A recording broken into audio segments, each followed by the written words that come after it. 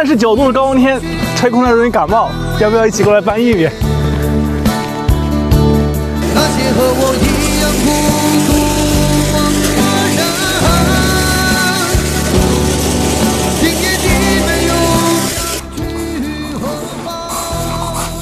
玉米脱粒之后一定要晒干，晒干才有利于长期保存。这一片到时候我们留着喂鸡，这2片就留着钓鱼打窝了啊！到时候我们去干草鱼，兄弟们。这个是我们家大堂前天卖走了17000斤草鱼，今天投食，还有这么多鱼起来吃，黑压压的一片，看着真的是喜人啊！我们预计里面还有1万条草鱼，大概有26000斤。卖鱼之前我们一天是20包饲料，卖鱼之后还是喂20包，为什么呢？因为这里面还有3尾尾鲫鱼，现在有4两重，大概有12000斤。我们投食量没有减少，就是想把这个鲫鱼养到半斤以上的规格。养到半斤以上规格，我们就要尽早把这个鲫鱼卖掉，因为这个鲫鱼和其他鱼不一样。10月份之前你可能卖10块钱一斤，但是过了10月份之后，只能卖个7、8块。一斤鲫鱼隔2、3块钱的差价，咱们这个塘要是出个2万斤鲫鱼，那一个塘都隔5、6万。所以说这个鲫鱼啊，我们一定要抢先上市，这样才能赚到钱。这个是我们家小鱼塘，记得年初的时候放了15000条鲫鱼，我们原计划是专养鲫鱼的，后来有一家要卖花鲢，我们就买了7、8条这种花鲢回来。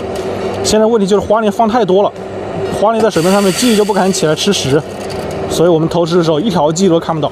现在有多大心里也没数，这花鲢养多了还是坏事啊！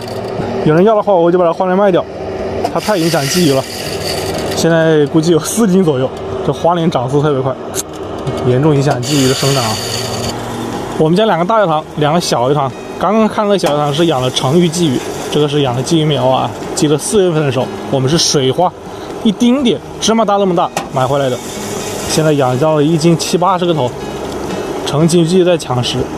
我们最后卖鱼勒一网还没拉到鱼，这种鲫鱼它会钻篱笆了，变聪明。现在看的话还是有挺多的啊。目前就是为了这种破口料，给大家看一下，这么大，这样鲫鱼就能吃进去。每天是喂80斤，大家觉得这么多鱼吃80斤够不够？此来一打下去，这个鲫鱼跳起来吃，看着真的是喜人呐。咱们这个鲫鱼塘不但鱼养得好，这螺丝养的也不赖，这管上面全部都是的啊，这可以捞回去吃。这就是一个排水管，管子上面吸附了很多螺丝，你看2下就捞这么多，还挺大的啊。今天的新玉米都出来了，这个旧玉米还没吃完，时间放长之后都生虫了，赶快把这一点吃掉，吃了给鸡换新玉米吃。小鸡快进笼！搞半天外面还有个小鸡没进笼，咱们把它赶进来。每天从那边进，你忘记了吗？小鸡一定要看紧，不看紧就被黄鼠狼吃掉了。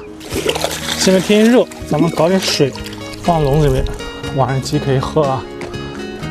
2个月的时间，这批鸡长到了2斤重，估计到元旦时候就可以下蛋给我们吃了啊！